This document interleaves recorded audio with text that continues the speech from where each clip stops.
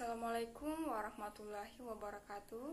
Perkenalkan, nama saya Selda Safitri dengan stambuk A1J1 18061. Saya dari kelompok 2. Video kali ini saya akan menjelaskan materi tentang sistem endokrin yang merupakan persyaratan mata kuliah anatomi dan fisiologi manusia yang diampu oleh dosen Bapak Mustamin Balumbi, SPD, MSI.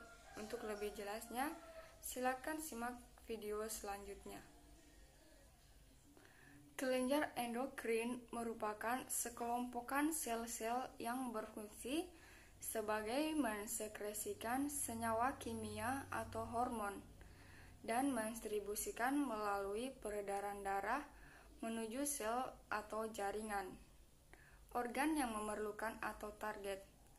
Ada dua jenis organ endokrin, yaitu organ endokrin primer yang memiliki fungsi utamanya adalah sekresi hormon, dan organ endokrin sekunder di mana sekresi hormon terjadi secara sekunder ke beberapa fungsi lainnya.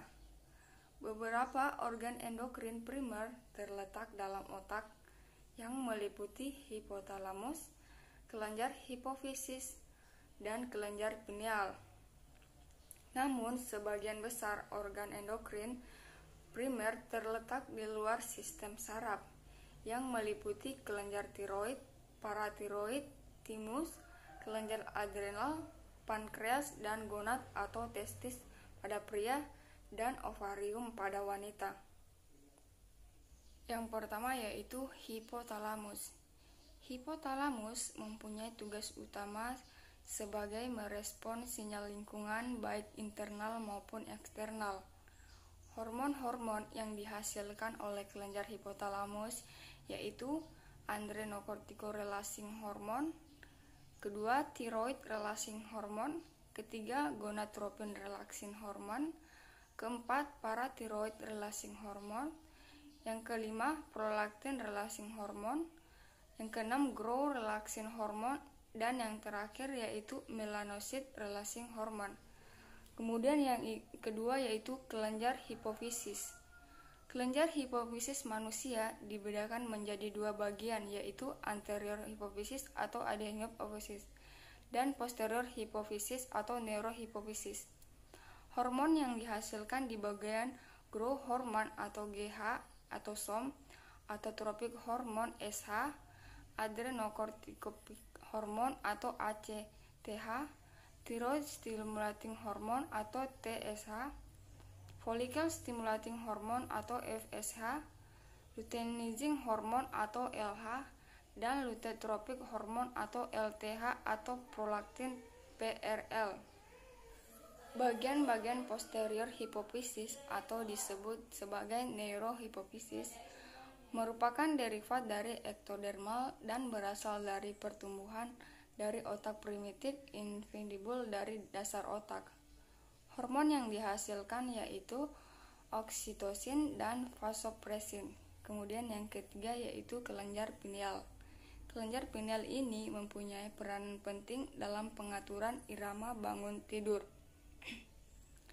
yang disebut sebagai irama sirkadian, dan pengaturan fisiologi reproduksi. Kelenjar pineal akan meningkatkan aktivitasnya pada malam hari dengan mensekresikan melatonin.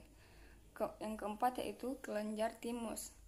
Kelenjar timus merupakan organ yang berperan dalam sistem imun dalam tubuh. Kelenjar timus ini berperan dalam sistem pertahanan tubuh dengan menghasilkan hormon timosin timik humoral, faktor timik faktor, dan timopiotin. Gangguan timus akan menyebabkan sistem pertahanan tubuh menjadi menurun atau lemah, bahkan dapat menimbulkan masalah yang berat dalam melawan penyakit. Yang kelima yaitu kelenjar tiroid dan paratiroid. Kelenjar tiroid menghasilkan hormon tiroid yang dikendalikan kecepatannya metabolisme tubuh. Adapun fungsi dari hormon tiroid adalah mengatur pertukaran zat metabolisme tubuh, dan mengatur pertumbuhan.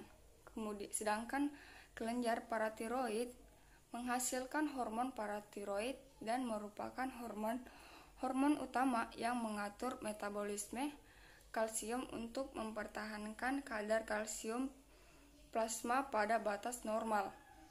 Selanjutnya yaitu yang ketujuh, yaitu kelenjar adrenal.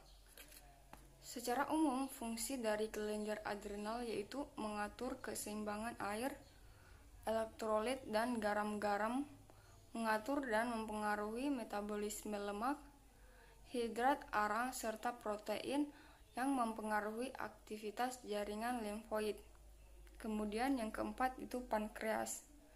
Pankreas sebagai kelenjar berfungsi ganda, yaitu fungsi kelenjar eksokrin dan kelenjar endokrin. Sebagai kelenjar eksokrin, pankreas substansi diantaranya berupa enzim untuk membantu proses pencernaan makanan. Sementara fungsi sebagai kelenjar endokrin, pankreas mensekresikan hormon untuk pengaturan kadar glukosa. Kemudian yang kesembilan yaitu testis. Testis adalah organ yang sangat penting pada sistem reproduksi pria. Fungsi testis adalah untuk memproduksi sperma dan hormon testosteron. Yang ke-10 yaitu ovarium. Selain menjadi tempat berkembangannya sel telur, ovarium juga memproduksi hormon. Utamanya adalah hormon estrogen dan progesteron yang bertanggung jawab terhadap perkembangan sekunder pada wanita. Misalnya, pertumbuhan payudara, bulu ketiak, serta dimulainya proses siklus haid. Itulah penjelasan dari saya tentang materi sistem endokrin. Lebih dan kurangnya mohon dimaklumi. Saya tutup dengan ucapan Assalamualaikum warahmatullahi wabarakatuh, dan saya ucapkan terima kasih.